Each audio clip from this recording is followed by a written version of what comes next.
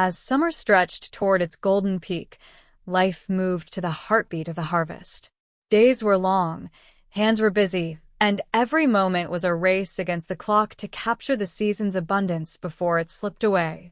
In these moments, the work wasn't just about food. It was about security, tradition, and the joy of sharing.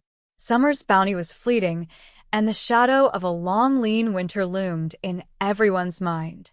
That's why preserving the harvest was less of a chore and more of a cherished annual ritual.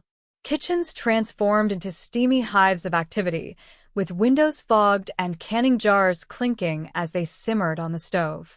Canning, pickling, and drying weren't optional.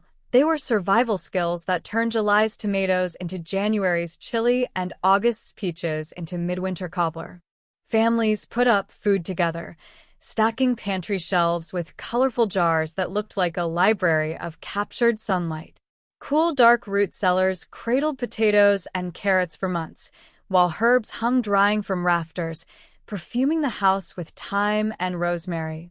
It wasn't just about making it through the winter. It was a celebration of abundance and proof of what good hands and hard work could do.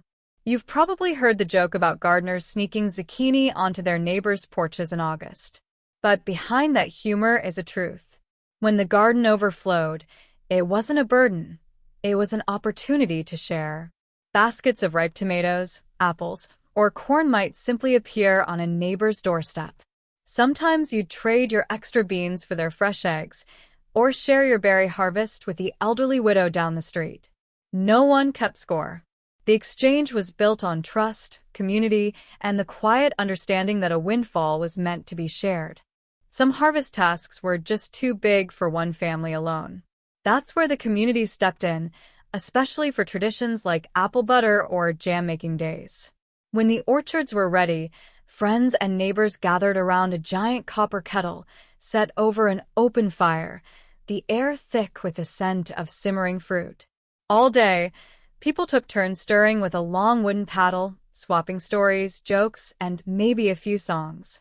Kids ran underfoot, sneaking samples when they thought no one was looking.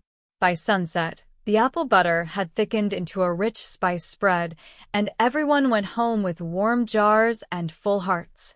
These gatherings were equal parts work, celebration, and connection.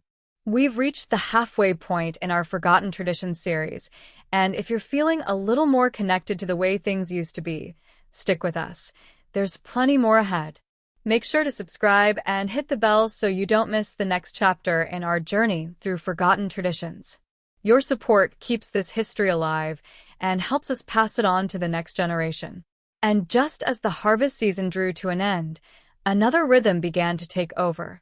The quiet, deliberate preparations for the colder months ahead, from mending warm clothes to stocking wood piles and readying the farm for winter's long sleep. See you all next time.